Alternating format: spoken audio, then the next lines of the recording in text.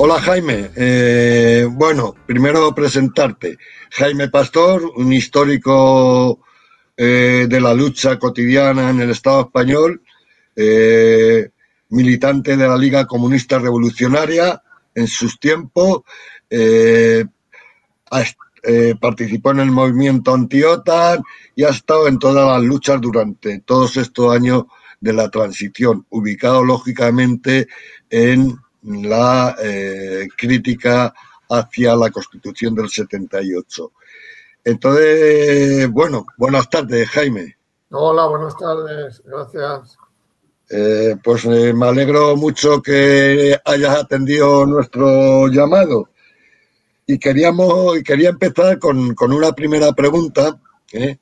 Una primera pregunta que se va a referir a cómo ven la actual coyuntura electoral en el campo electoral, sobre todo las elecciones de Madrid. ¿Cómo ven la situación? Bueno, pues yo la veo con preocupación porque lo que ha ocurrido en los últimos tiempos ha sido que ha habido una deriva derechista en gran parte de la sociedad española, que eso ha reforzado a la extrema derecha. Y sin embargo, bueno, la izquierda está en una posición pues más débil, más defensiva. El balance del gobierno de coalición PSOE-UP, desde mi punto de vista, es muy crítico y claro, pues todas las expectativas que se habían desarrollado desde el 15M pues no se han materializado.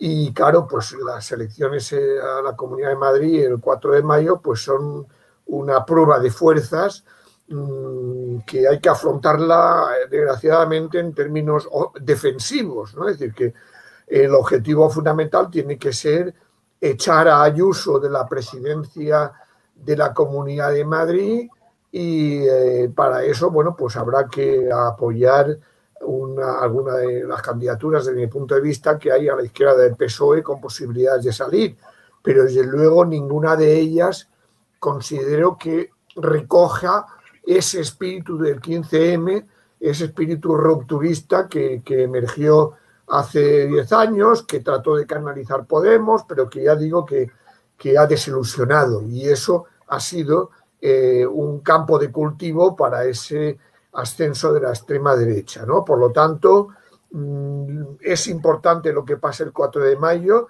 y tenemos que estar preparados a lo peor, ¿no? Es decir, habrá que luchar por evitar la victoria de Ayuso y de la extrema derecha, pero si no lo conseguimos, pues está claro que la batalla va a estar en las calles, ¿no? Que vamos a tener que movilizar a todo el pueblo de izquierdas de Madrid para evitar que una posible derrota electoral nuestra signifique la entrada en un escenario, digamos, muy peligroso en el que ataques a derechos conquistados pueden ser algo muy inminente, ¿no? Bueno, un poco entrando en lo que estás diciendo del crecimiento de la derecha, la extrema derecha, el fascismo, en resumidas cuentas, está sacando pecho. O sea, ahora se están atreviendo a cosas que hasta ahora no se habían atrevido. Entonces, ¿tú cómo ves que deberíamos hacer al respecto contra el fascismo? ¿Cómo crees que deberíamos organizarnos? ¿Qué crees que deberíamos hacer? Bueno, yo creo que la mejor forma de atacar al fascismo es atacar las causas que puedan explicar su crecimiento, ¿no? Y es evidente que están explotando el malestar social, están explotando la frustración de muchas gentes en estos tiempos de pandemia, de crisis económica, social, sanitaria.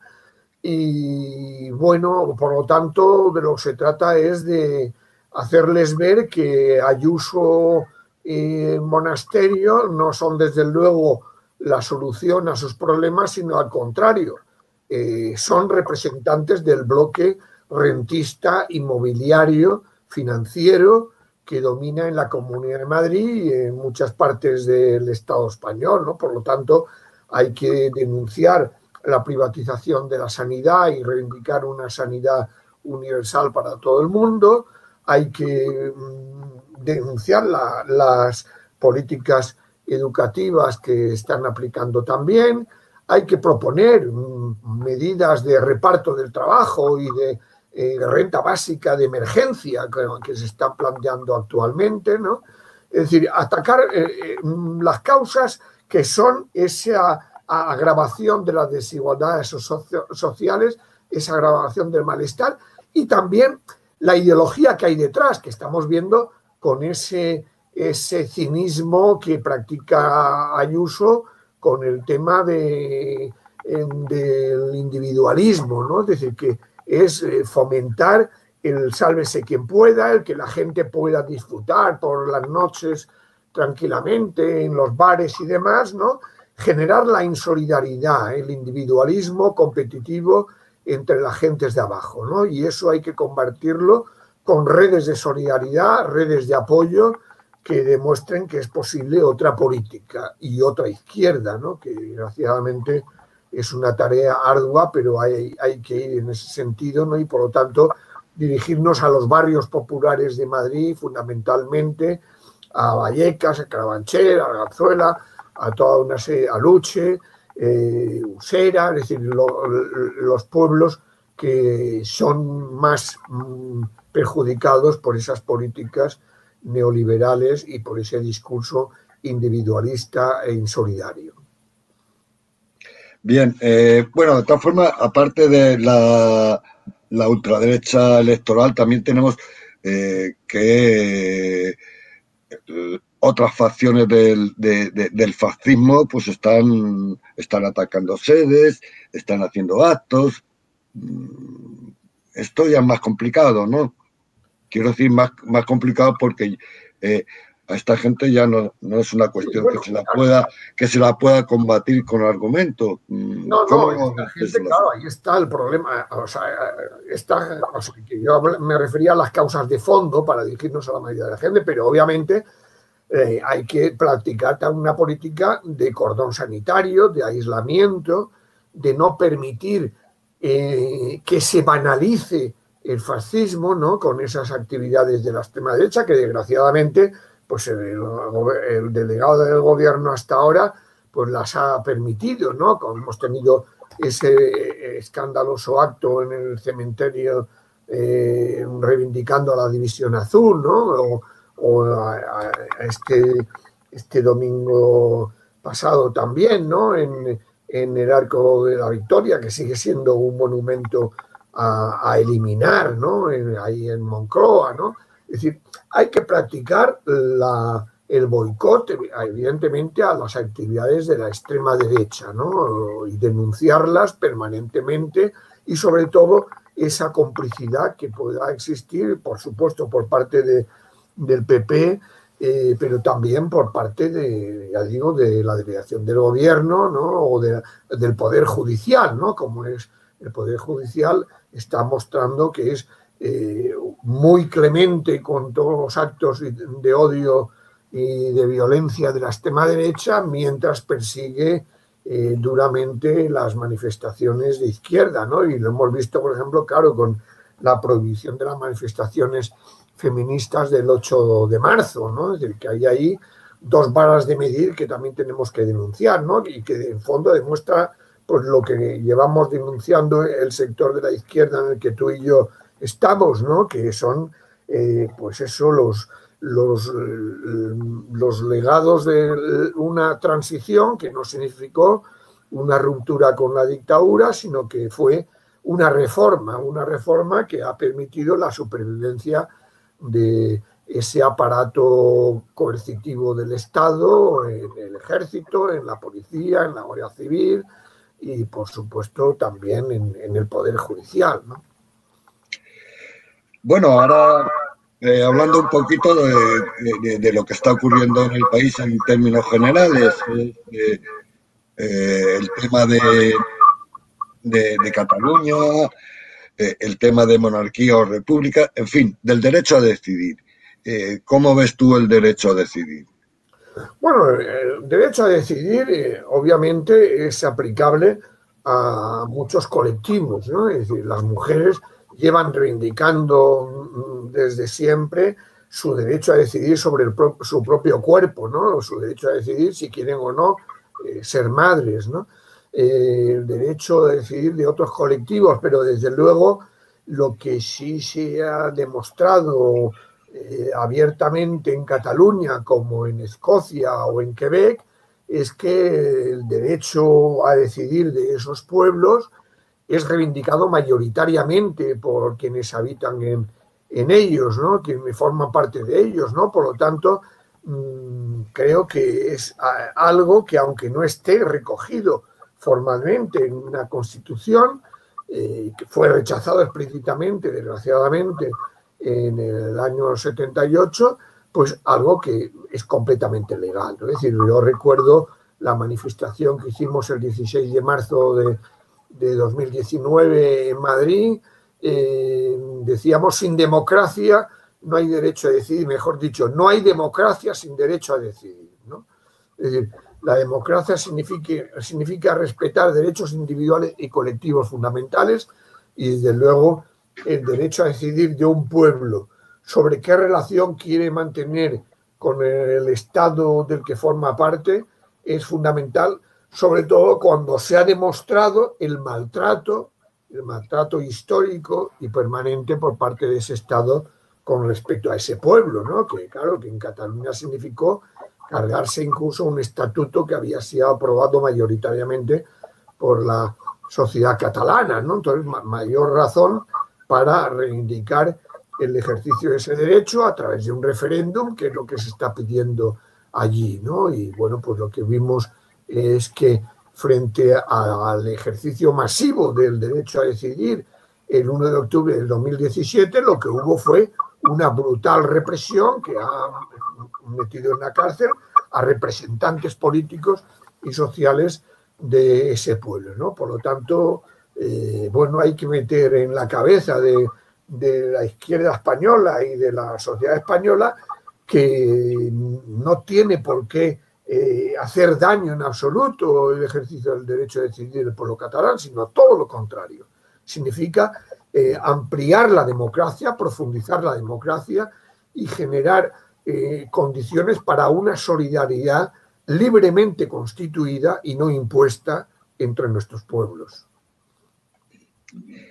Bueno, tú no sé si sabes, pero te explico. Nosotros, el movimiento este en el que está la Asamblea de Leganés por la República, nacimos al calor de precisamente de los incidentes del 1 de octubre del 17, ¿no? Ahí nos juntamos una serie de militantes de toda la vida que vimos que hay un cambio de ciclo político y que, por lo tanto, hay que hacer una apuesta fuerte para ubicarnos bien en ese cambio de ciclo político. Entendíamos que en Cataluña había abierto una brecha y que aquí en Madrid deberíamos continuar esa brecha y en este caso por avanzar hacia un movimiento republicano asambleario. Ahí empezamos a trabajar y como herramienta para montar ese movimiento convocamos el 2 de diciembre del 2018 una consulta monarquía o república con un éxito aceptable, ¿no? Entonces, pues aún seguimos empeñados en seguir creando ese movimiento, aún a pesar de muchas dificultades, porque todos sabemos que en la izquierda hay muchos problemas, mucha gente que se monta sus chiringuitos, mucha gente que no ve lo más importante, la visión colectiva y no partidista de la situación política, y eso nos lleva a tener muchos problemas y a tener dificultades para que este movimiento crezca. Aún así, estamos empeñados en eso.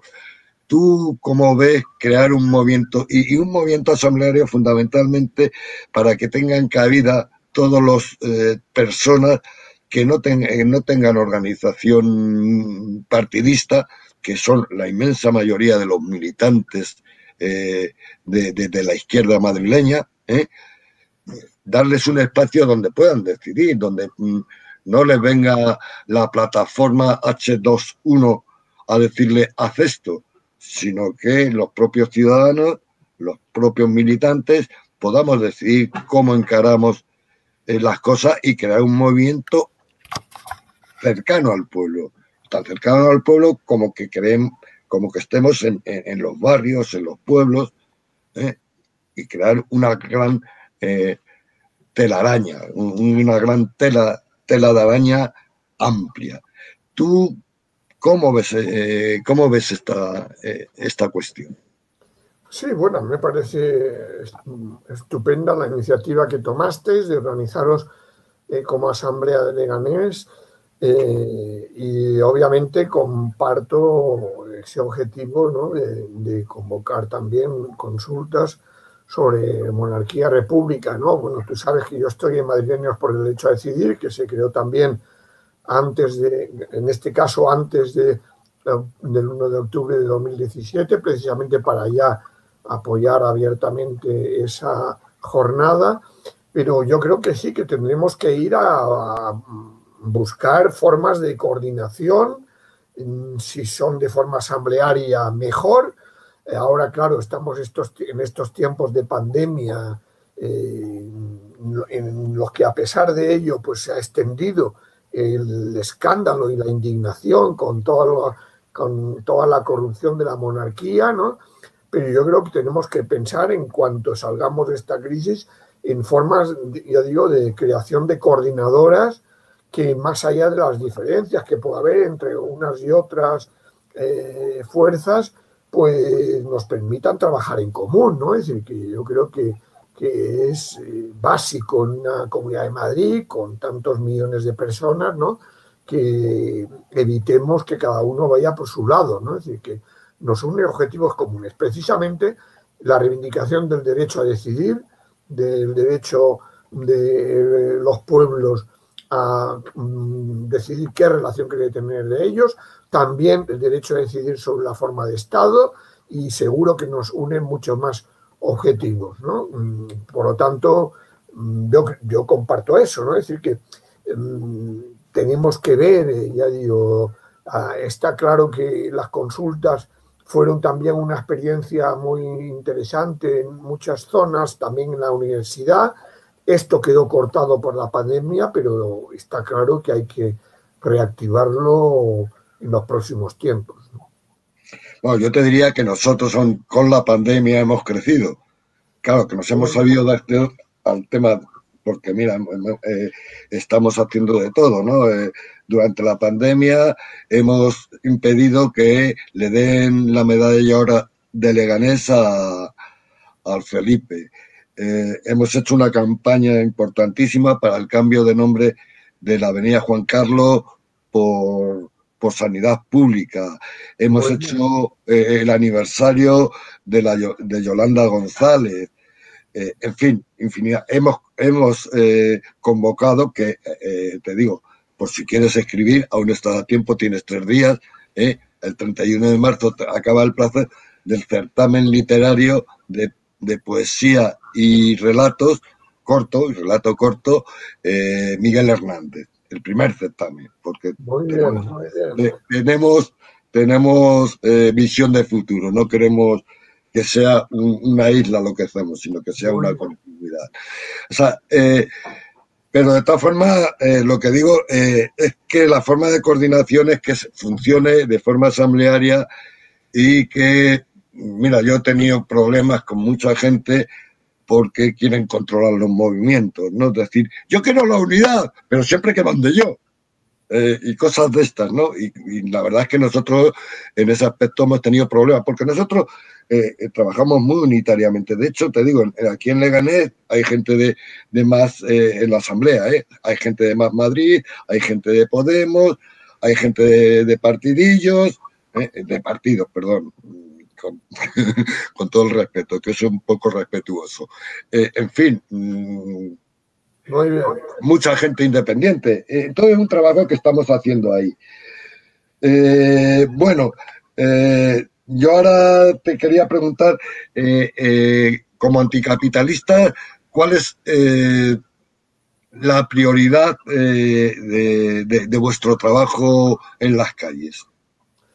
Bueno, la prioridad nuestra, yo soy ahora un militante de, digamos, más de anticapitalistas, ¿no? Pero yo creo que está fundamentalmente en buscar anclaje en los barrios y pueblos de Madrid, ¿no? Es decir, que trabajar en los temas que más preocupan a la gente de esos barrios y pueblos, ¿no? Y por eso, bueno, estamos ahora participando pues, en iniciativas en el tema del derecho a la vivienda, ¿no? Es decir, que es una cuestión básica en estos momentos, ¿no?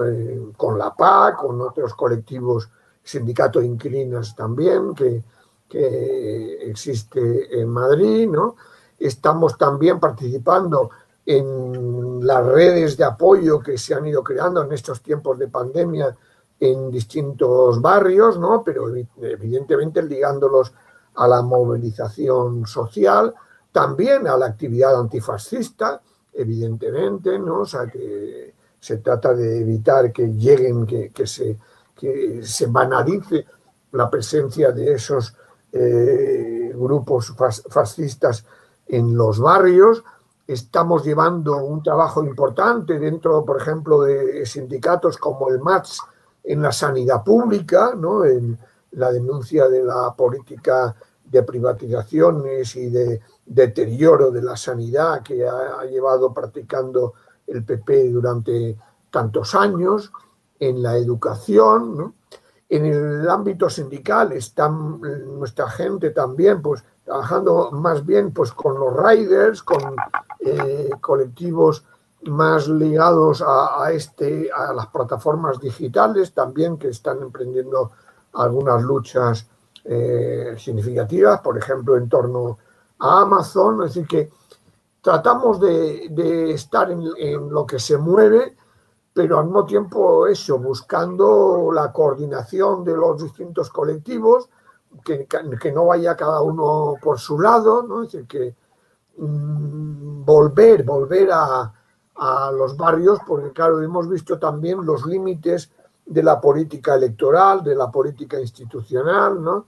Y por lo tanto, bueno, no hay que menospreciar, por supuesto, la presencia en ellos, pero desde luego lo que hemos visto es que, claro, pues que hay un riesgo permanente de que se autonomicen los representantes respecto a los representados, ¿no? Y por lo tanto, a eso es fundamental. También en el movimiento feminista, ¿no? Es decir, compañeras nuestras que han sido muy activas en la Comisión 8 de Marzo de Madrid, ¿no? Y bueno, eso, por ejemplo, es lo que tratamos de hacer también con los foros de Viento Sur, que Viento Sur no es una revista anticapitalista, de esa sí soy yo el editor responsable, pero por ejemplo, pues cada mes pues también organizamos foros de debate. El último lo hicimos, por ejemplo, en contra del Estado policial, ¿no? Es decir, el tema era el derecho de protesta contra el neoliberalismo autoritario, contra el Estado policial, y ahí, bueno, pues dimos voz pues a un representante de los colectivos, portavoz, o a un miembro de colectivos racializados, a un abogado de la red jurídica crítica radical de la ley Mordaza, ¿no? Que sigue siendo un objetivo a derogar ahora que se han cumplido sus 7 años de vida, ¿no? Estaba una compañera también del 8 de marzo, ¿no? Y también una compañera de anticapitalistas, ¿no? Entonces, ya digo, sobre todo buscar diálogo, confluencia entre los distintos colectivos sociales en el rechazo al discurso neoliberal, a las políticas neoliberales, en el plano también ecosocialista. Es decir, nosotros también nos consideramos ecosocialistas y creemos que la crisis ecológica es una crisis galopante y que exige un cambio radical de modelo productivo. Ahora mismo estamos reclamando una asamblea climática para poder plantear este tema en el centro del debate. En fin, no faltan razones para la movilización, para el trabajo en común. Por supuesto, está también la memoria histórica, ¿no? Es decir, que hoy recordamos a Chato Galante, ¿no? Que era miembro del Consejo Asesor de Viento Sur y viejo compañero nuestro de algunos de la LCR, ¿no? Entonces, bueno, pues evidentemente el tema de la memoria histórica es fundamental porque no se puede ser demócrata sin ser antifascista. Y eso es lo que ha pasado en este país, ¿no? Que se ha querido presentar a los partidos que procedían del franquismo como partidos democráticos cuando no eran partidos antifascistas, ¿no? Entonces ha habido allí un blanqueamiento de los herederos del fascismo y del franquismo que hay que denunciar y que eso significa recuperar la memoria y exigir, seguir pidiendo verdad, justicia y reparación. Sí, bueno, nosotros en el tema republicano entendemos que tenemos que hacer una república de rostro humano, de rostro de mujer, que esté implementada en los movimientos sociales, la paz, todo. Si puedes ver nuestra propaganda, verás que incidimos en todos los temas, ¿no? Queremos incidir en todo temas porque la república, si no tiene alma, no es república, porque tiene que ser una república del pueblo para el pueblo, y para eso tiene que impregnarse de ese contenido social, ¿no? Y trabajar, lógicamente, un movimiento republicano del estilo que nosotros estamos trabajando, pues tener... digo porque eso es una forma de unificar muchas cosas, ¿no? Sí, sí, claro. Igual es una equivocación por nuestra parte, pero... No se trata de cambiar la forma de Estado solo, se trata de cambiar el sistema, digamos. El sistema, exactamente. Entonces, en eso estamos trabajando. Bueno, pues Jaime, pues vamos terminando. Dinos lo que tú quieras, de despedida y bueno. No, bueno, sin pretender hacer propaganda, pero vamos, quiero decir que nosotros, Miguel Urbán y yo, coordinamos un libro que se llama Abajo el Rey, Repúblicas, en el que precisamente tratamos de apostar por eso, por una confluencia de las distintas izquierdas dentro del Estado español, ¿no? De las izquierdas rupturistas, ¿no? De las izquierdas antirrégimen del 78, en torno a un proyecto republicano basado en el respeto al derecho a decidir de nuestros pueblos, ¿no? Es decir, que no sea impuesto, ¿no? Y por lo tanto, por eso también hablamos de república en plural, ¿no? Es decir, pero que ojalá llegaran a confederarse, ¿no? Pero obviamente con un contenido social que exija pues reconocimiento constitucional de los derechos sociales, no como están ahora, que son algo meros principios rectores que se los pueden saltar los capitalistas, cuestionar el presunto sagrado derecho a la propiedad privada, ¿no? Es decir, un proyecto republicano que tampoco sea que elegir el jefe de Estado, sino que estamos defendiendo un modelo también de régimen de asamblea, es decir, que no sea un régimen presidencialista, no se trata de sustituir a la monarquía por un modelo presidencialista republicano, ¿no? Sino al contrario, un modelo lo más democrático posible, y para eso, bueno, pues ya que estamos en el 150 aniversario de la Comuna de París,